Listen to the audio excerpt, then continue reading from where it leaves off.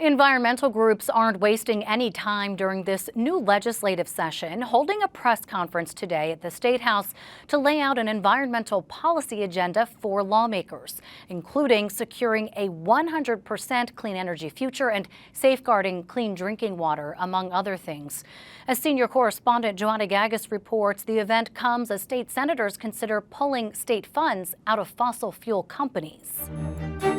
This is no longer about the future generations.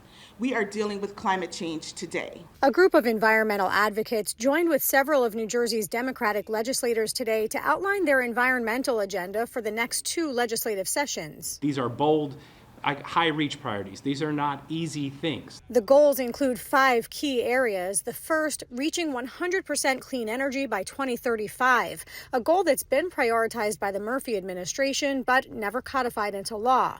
It failed to move forward during the last legislative session. The Energy Master Plan changes every time there's a new administration. It's being done by executive order. And the point of this bill is to put the 100% renewable energy standard in New Jersey statute. To help reach that goal, advocates emphasized the need for an upgraded energy grid to handle the state's growing solar and electric needs. They made their case in front of the Senate Environment and Energy Committee that met later in the morning. The grid was built in the last century.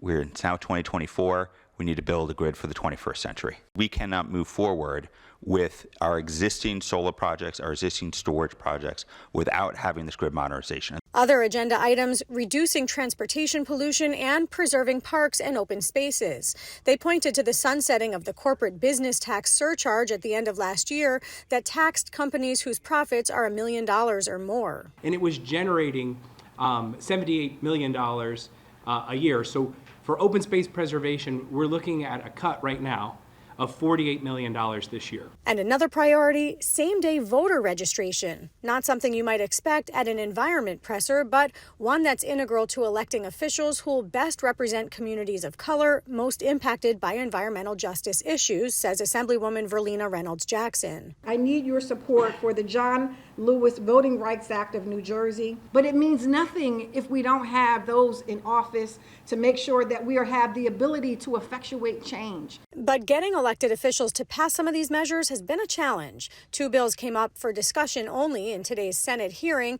that might be the toughest to move forward. One would have New Jerseyans vote on amending the state constitution to prohibit the construction of new fossil fuel power plants in the state.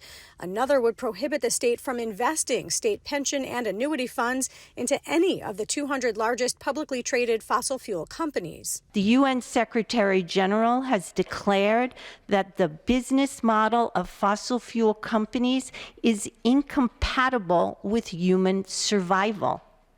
And that is especially true for people living and dying from fossil fuels in New Jersey's environmental justice communities like the Ironbound, Kearney, and Camden. Those bills had mixed reaction, with environmental advocates in support and business and industry experts opposed. We should not be looking to use our pension funds as a lever to enact public policy. We have a fiduciary responsibility to return as much investment as we can to our pension system.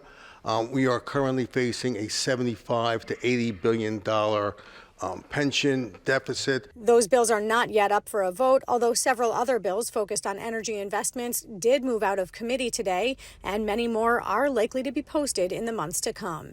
In Trenton, I'm Joanna Gagis, NJ Spotlight News.